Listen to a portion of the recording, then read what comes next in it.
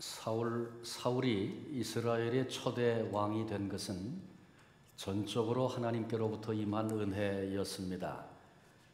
하나님의 은혜로 이렇게 왕이 됐던 사울이 왕이 되고 나서 점점 교만해지더니 하나님의 규례도 자기 마음대로 바꾸고 하나님 앞에 스스로 제사를 드리기도 하는 등 그런 일들을 행하면서 결국은 하나님께로부터 버림을 받게 됩니다.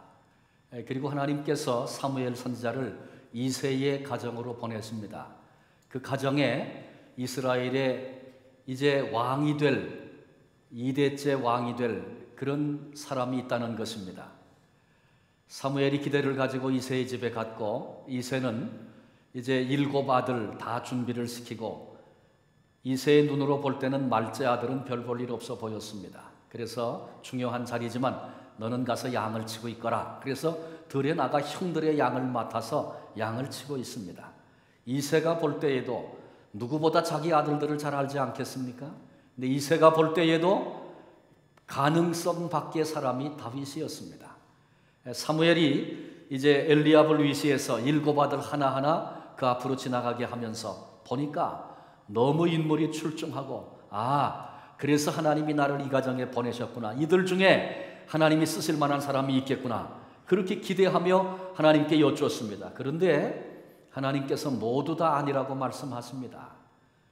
나 여호와는 사람은 외모를 보지만 나는 중심을 본다. 외모와 신장은 나는 버렸다. 하나님이 그렇게 말씀하십니다. 7 아들 다 지나가고 나서 사무엘이 이새에게 묻습니다.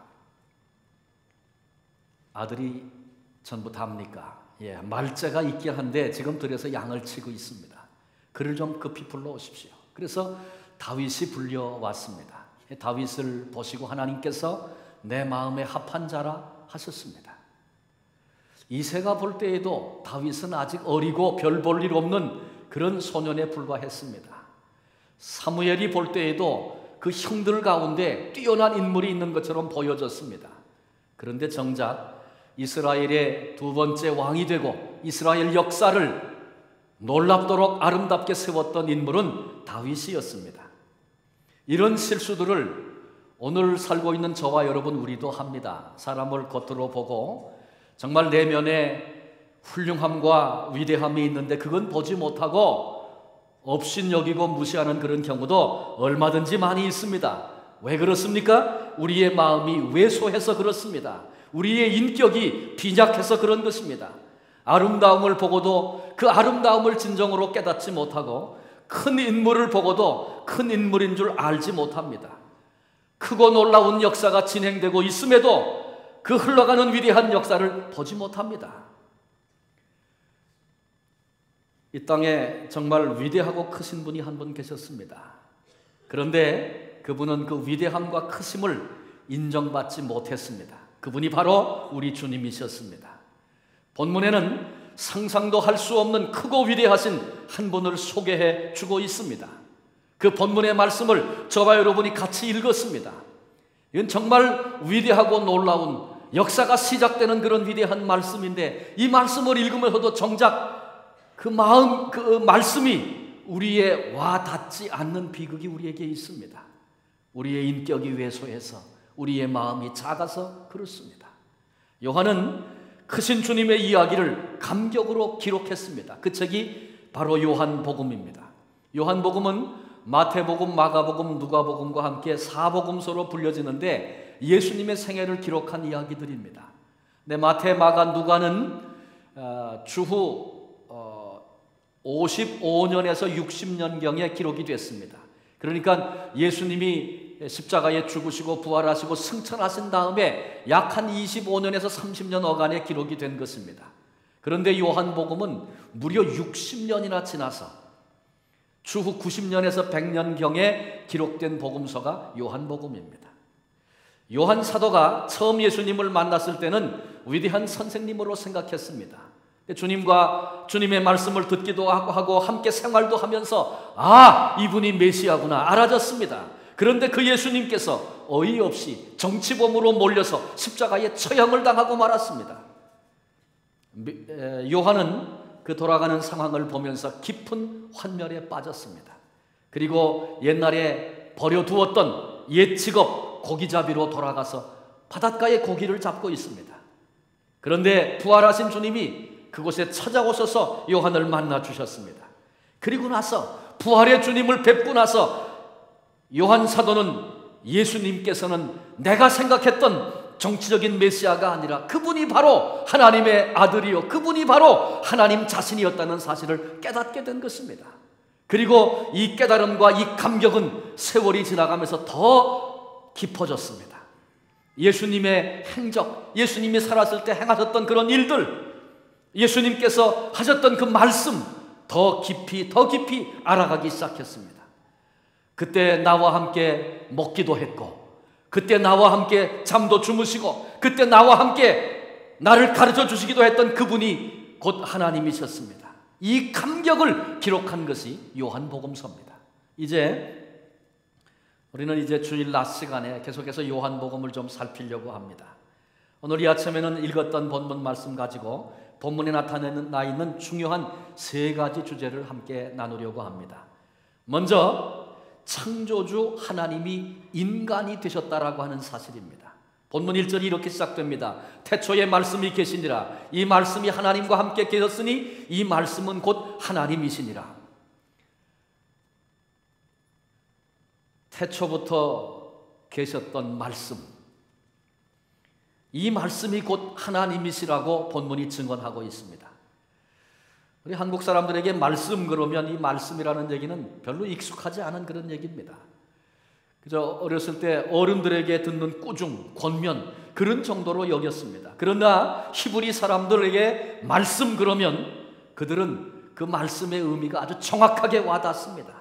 로고스라고 번역된 말인데 유대인에게 있어서 말씀은 바로 곧 창조의 능력을 연상하는 그런 표현입니다. 창세기에 그렇게 말씀하고 있습니다. 하나님이 가라사대 빛이 있으라. 하나님이 말씀하시면 거기 빛이 생겼습니다. 요한은 예수님을 깊이 생각하면서 나와 함께 나를 만나주시고 함께 생활해 주시던 바로 그 주님이 인간의 몸으로 이 땅에 태어나시기도 전에 영원전부터 계셔서 천지를 창조하신 말씀이셨구나. 지금도 그 말씀이 우리 주님이 우주 만물을 지탱하고 계시구나. 이 놀라운 사실을 깨달은 것입니다. 본문 3절에 만물이 그로 말미암아 지은 바 되었으니 지은 것이 하나도 그가 없이는 된 것이 없느니라. 엄청난 얘기 아닙니까? 우리가 눈으로 보고 알고 있고 굉장하다고 여기는 그 어떤 것도 우리 주님께서 만들지 아니한 것이 없다는 것입니다. 주님이 만든 것을 가지고 우리들이 지금 오늘을 살고 있는 것입니다. 우리가 살고 있는 지구 굉장히 크게 느껴지죠. 특히 이 북미 땅 얼마나 큽니까? 동에서 서쪽까지 가려면 시차가 4시간이나 있고 비행기로 수시간을 날아가야 되니 얼마나 큽니까? 지구 전체를 따지면 더 말할 나위 없지요. 그러나 이렇게 큰 땅덩어리로 느껴지는 지구도 태양계, 지구가 속해 있는 태양계의 전체로 비하면 태양계 속의 점 하나에 불과합니다. 그러고 나니 태양계가 굉장히 큰 것 같죠? 그러나 이 태양계도 태양계가 속해 있는 은하계에 비교해 본다면 점 하나에 불과한 것입니다. 은하계, 그러면 굉장히 큰 것 같은데 은하계가 속해 있는 우주 전체로 본다면 은하계는 점 하나에 불과한 것입니다. 우주가 얼마나 큰지 거리를 말할 때 광년이라고 하는 단위를 씁니다. 광년은 빛의 속도, 우리 잘 아시죠? 1초에 얼마나 달립니까? 빛이? 지구를 7바퀴 반이나 돕니다. 굉장히 빠른 속도죠. 그런데 그렇게 빠른 빛이 1년을 달려가야 하는 거리가 1광년입니다. 그런데 우주가 얼마나 넓은지 어떤 별은 30광년 떨어져 있다 그렇게 얘기합니다. 30억 광년 떨어져 있다 그렇게 말합니다. 빛이 30억 년을 달려가도 도달할까 말까 한 그런 거리에 있다는 것입니다. 이 엄청난 우주를 만드시고 이 엄청난 우주를 지금도 지탱하고 계신 분이 계신데 그분이 곧 말씀이신 예수 그리스도이십니다. 그런데 그 엄청난 분이 이상하죠? 사람을, 인간을 사랑하셔서 그 엄청난 우주의 전만한 지구, 또 지구 안에 먼지와 같은 인생의 몸을 입으시고 이 땅에 우리를 찾아오신 것입니다.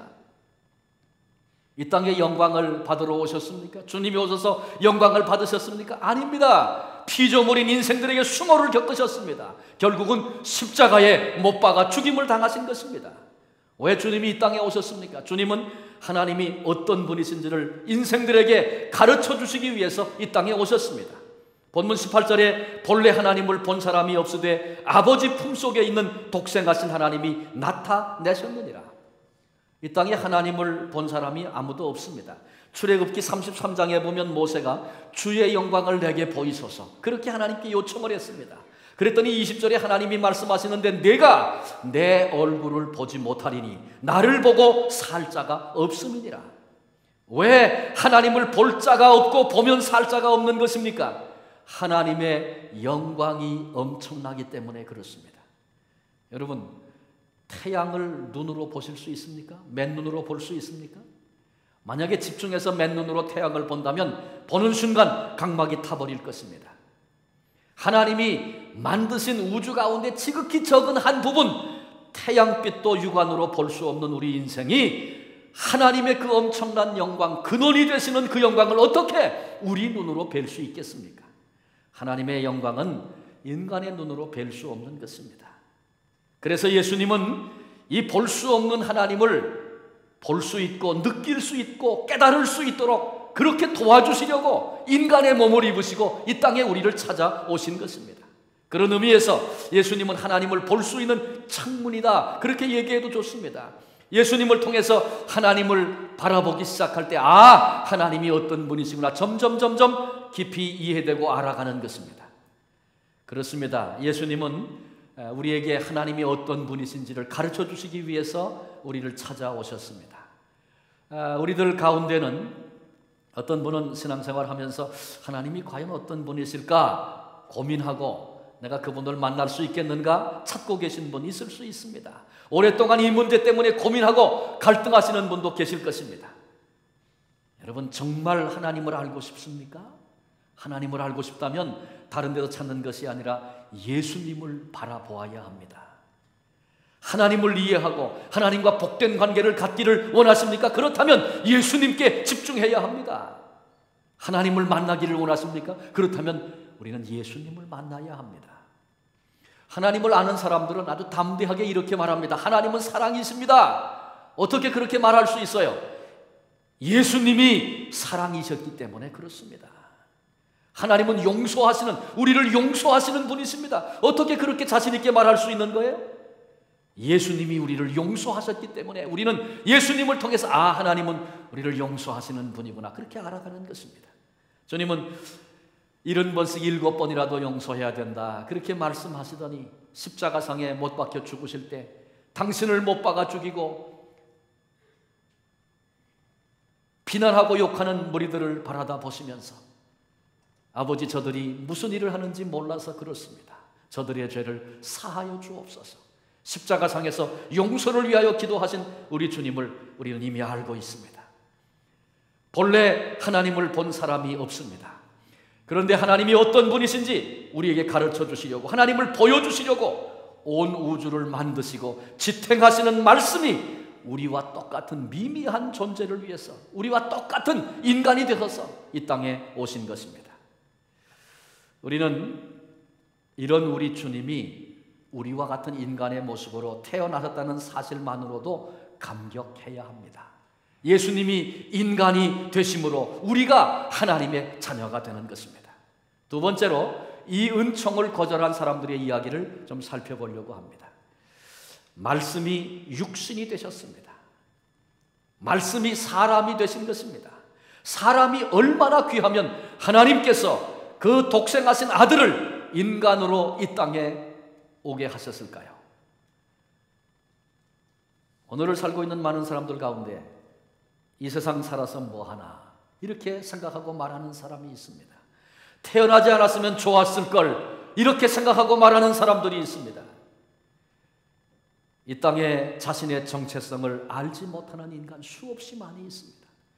하나님이 그렇게 사랑하셔서 당신이 인간의 몸을 입고 우리 곁에 찾아오셨는데 자신의 존재가 무엇인지를 모르는 인생들이 이 땅에 많은 것입니다. 상상도 할 수 없는 우리 주님의 그 크신 사랑에 대한 배신이 아닐 수 없습니다. 이렇게 큰 사랑으로 찾아오신 주님을 세상 사람들은 어떻게 대했습니까? 주님 감사합니다, 감격하면서 예수님 환영합니다, 고마워하며 그렇게 했습니까? 아닙니다. 오히려 배척하고 십자가에 못 박아 죽이고 말았습니다.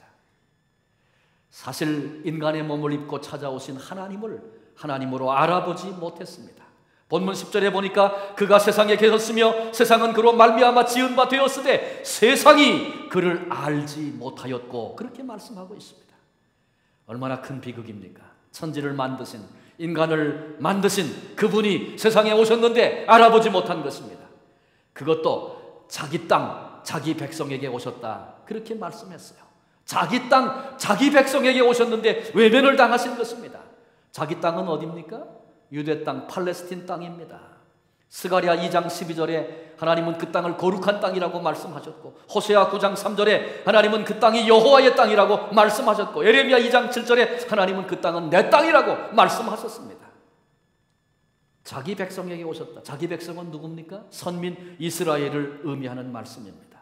출애굽기 19장 5절에 이 백성은 내 소유라고 하나님이 선언하셨습니다. 신명기 7장 6절에 하나님의 성민이라, 내 기업의 백성이라고 하나님은 그렇게 말씀하셨습니다. 오래전 선택하신 자기 땅, 계속해서 은혜를 베풀어 주었던 자기 백성에게 하나님이 오셨는데 알아보지도 못했고 영접하지도 아니했습니다. 세상은 몰라본다고 해도 자기 백성은 알아야 하는 것 아니겠습니까? 택한 내 백성에게 오셨는데 알아보지도 못하고 거부하고 더 나아가 십자가에 못 박아버린 것입니다. 사람들이 왜 주님을 거부했습니까? 우리 주님께서 빛이시기 때문에 사람들이 예수님을 거부한 것입니다. 인간은 에덴 동산에서 타락한 이후에 어두움을 좋아하고 어두움을 사랑합니다. 빛이신 주님 앞에 서면 우리의 어두움이 다 드러나기 때문에 그분을 거부한 것입니다. 여러분, 죄나 향락을 즐기는 장소에 가보세요. 환하게 불켜놓은 곳 있습니까? 안 해요. 어두운 환경 만들어 놓고 거기 숨는 인간의 죄악된 속성을 보게 됩니다. 빛이신 주님 앞에 서면 우리의 정체가 드러납니다. 사랑의 주님 앞에 서면 내 이기심이 여지없이 그대로 노출됩니다. 겸손의 주님 앞에 서면 내 교만이 드러나는 것입니다. 진리의 주님 앞에 서면 나의 무지와 나의 무식이 그대로 드러나는 것입니다. 이런 것들이 싫어서 사람들이 주님을 버렸습니다. 아니, 아예 십자가에 못 박아 죽여버린 것입니다. 성경은 사탄을 어둠의 권세라고 말합니다. 주님은 빛으로 이 땅에 오셨습니다. 우리 인간은 빛이나 어두움 중 하나를 반드시 사랑하며 살도록 되어 있습니다.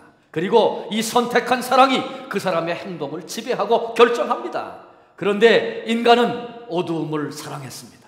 그리고 빛으로 오신 주님을 거절하고 십자가에 못 박은 것입니다. 물론 2000년 전에 예수 그리스도를 십자가에 못 박아 죽인 사람들은 유대인들이었습니다. 그러나 내 속에 있는 타락, 부패, 이기심, 교만, 우리의 마음 돌아다보고 생각해 보면 내가 2000년 전 그 자리에 있었다 할지라도 예외 없이 나도 예수님을 십자가에 못 박은 바로 그 무리 속에 한 사람이겠구나 생각이 됩니다. 뿐만 아니라 큰 사랑으로 찾아오신 예수님을 오늘 거절하고 영접하지 않는 사람은 예수님을 십자가에 못 박고 있는 것이라는 사실을 알아야 합니다. 우주를 만드시고 지탱하시는 예수님, 하나님이 누구인지 어떤 분인지 보여주시려고 이 땅에 찾아오셔서 십자가에 생명을 버리셨는데 이 큰 사랑을 거부한다면 그 자체가 벌써 천벌이 아니겠습니까? 그 주님을 불신하는 것, 또다시 예수님을 십자가에 못 박는 것과 같다는 사실을 결코 잊지 말아야 합니다. 예수님은 우리를 용서하시려고 십자가에 죽으셨습니다. 그랬기에 그 예수님을 영접한 사람들은 마땅히 다른 사람을 용서하며 살아야 합니다. 그런데 말은 예수님을 영접했다고 하면서 다른 사람을 오늘 용서하지 못하고 산다면 예수님을 또다시 십자가에 못 박고 있다는 것을 깨달아야 합니다. 우리 주님은 자기 땅, 자기 백성에게로 오셨는데 거부당하고 십자가에 처참하게 죽으셨습니다. 이 주님께서 당하신 일에 비한다면 오늘 내가 받은 상처, 오늘 내가 겪는 아픔, 그건 사실 아무것도 아닙니다. 주님의 그 고통과 비교한다면. 그럼에도 불구하고 내 고통이 크다고 이거 풀지 못하고 그렇게 인생을 살며 그렇게 관계하며 인생을 산다면 예수 그리스도 우리 주님을 또다시 십자가에 못 박는 것입니다. 우리 모두는 결코 주님을 거부하거나 못 박는 자리에 서서는 안 되는 것입니다. 마지막 세 번째로 영접하는 자에 대해서 생각하려고 합니다. 천지를 지으신 하나님께 자그마한 지구, 먼지 같은 인간의 몸을 입으시고 우리에게 하나님의 사랑을 가르쳐 주시기 원하셔서 주님이 이 땅에 빛으로 오셨습니다. 그런데 인간이 빛 대신 예수님을 거부하고 십자가에 못 박아 버렸다고 말씀드렸습니다. 인간이 하나님의 가장 큰 사랑을 거부하고 십자가에 못 박아 죽였는데 그 순간 저 같으면, 제가 하나님이었다면 이 지구고 인간이고 다 끝내버리지 않았겠습니까? 그 사랑을 거부하고 십자가에 못 박은 인간. 그런데 그럼에도 하나님의 사랑은 끝까지 포기하지 않는 그런 사랑이었습니다. 행여 소수의 사람이라도 영접하는 사람이 있을까 세밀하게 살펴보시고 영접하는 이들에게는 구원을, 자녀가 되는 권세를, 영원한 천국을 예비하셨다가 선물로 주시는 분, 그분이 하나님이십니다. 본문 11절, 12절 말씀을 다시 한번 좀 같이 읽어보실까요? 11절과 12절입니다. 같이 읽습니다. 자기 땅에 오매 자기 백성이 영접하지 아니하였으나 영접하는 자, 곧 그 이름을 믿는 자들에게는 하나님의 자녀가 되는 권세를 주셨으니, 하나님은요 지금도 예수님을 영접한 바로 그 한 사람을 찾고 계십니다. 거절하고 십자가에 못 박아 버렸는데도 멸망해버리고 끝내지 않으시고 오래 참으시는 사랑으로 우리 사람을, 인간을 하나님이 대하시는 것입니다. 그리고 예수님을 영접한 사람 만나기만 하면 그렇게 기뻐하시면서 하나님의 자녀되는 권세를 주셨다고 말씀하셨습니다. 하나님의 자녀되는 길, 어떤 길입니까? 하나님이 그렇게 사랑하시는 독생자 아들 예수 그리스도, 그분을 내가 배척하느냐 아니면 영접하느냐, 거기 하나님의 자녀가 되는 길이 달려 있습니다. 지난 집회 때 우리 천안 목사님 말씀 가운데 그런 얘기 하셨어요. 혹시 기억하실지 모르겠어요. 성공과 실패를 결정하는 요인에 대한 얘기를 했어요. 그러면서 우리들이 가지고 있는 생각 속에는 우리 성공하려면 지식이 많이 있어야 된다, 재력도 있어야 된다, 능력도 있어야 된다, 경험도 있어야 된다, 그렇게 생각하지만 그것 때문에 성공한 경우는 6%밖에 되지 않는답니다. 나머지 94%가 어떤 태도, 어떤 자세로 인생을 사느냐, 그것이 94%의 성공을 결정한다는 그런 얘기를 들었습니다. 그 통계를 보고 저도 참 많이 놀랐어요. 그런데 여러분, 신앙생활, 영혼 문제, 다른 것으로 얻을 수 없습니다. 하나님이 가장 큰 사랑으로 보내신 아들 예수 그리스도, 그분을 어떻게 대하는가, 그분을 대하는 나의 태도가 내 신앙, 내 영혼의 문제를 결정한다는 사실을 우린 결코 잊지 말아야 할 것입니다. 그렇게 큰 사랑으로 찾아오신 우리 주님을 배척하고 무시하면 지옥입니다. 영접하면 천국입니다. 우리 주님을 배척하고 무시하면 멸망입니다. 그러나 그 주님을 영접하면 영생이라고 성경은 말씀합니다. 찾아오신 주님을 배척하고 무시하면 저주밖에 없습니다. 그러나 그분을 영접하면 축복입니다. 하나님은 우리들이 당신의 아들을 어떻게 대하는가, 그 부분에 하나님은 초점을 맞추시고 우리를 바라보고 계십니다. 내가 사랑으로 보낸 내 아들을 영접하는가, 아니면 배척하고 무시하는가, 하나님이 살펴보시면서 거기에 영생을 걸어 놓으셨습니다. 우리가 예수님을 영접할 때 하나님의 자녀가 되고 영생을 얻게 됩니다. 그런데 본문 13절에 보니까 자녀가 되는 방법이 아닌 것을 말씀하고 있습니다. 이는 혈통으로나 육정으로나 사람의 뜻으로 나지 아니하고, 혈통은 뭡니까? 피를 이어받는 것입니다.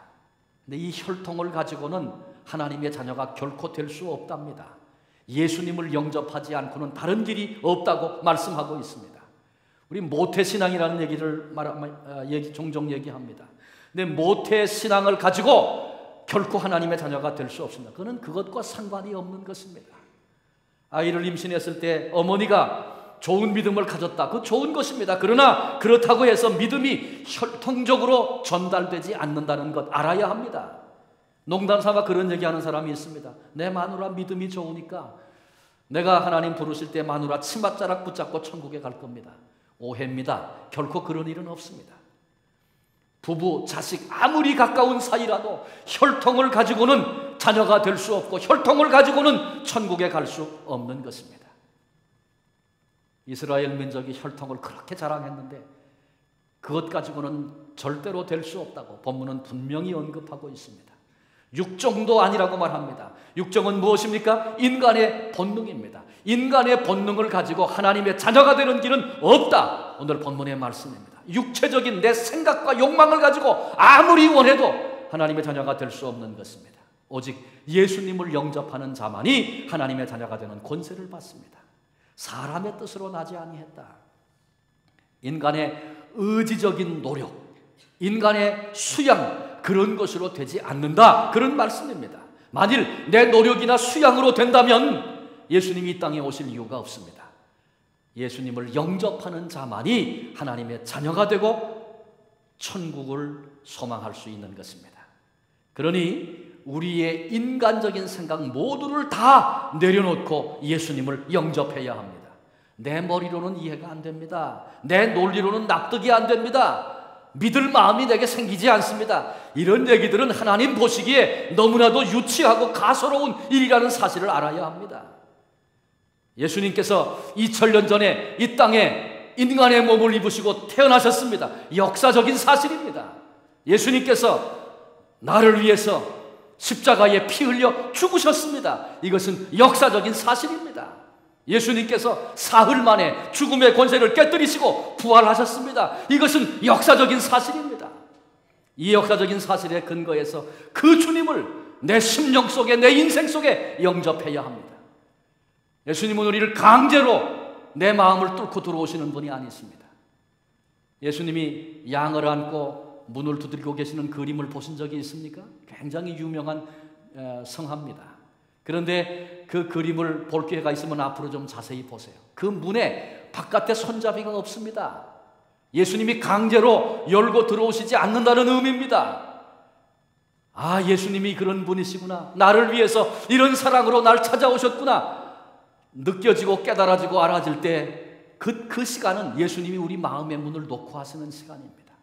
내가 내 인격적으로 주님 내 마음 속에, 내 인생 속에 들어오세요. 영접하는 자와 주님이 함께 하시고 영접하는 이들에게 하나님의 자녀가 되는 권세를 주신다고 본문은 말씀하고 있습니다. 하나님의 구원의 초청을 거절하지 마십시오.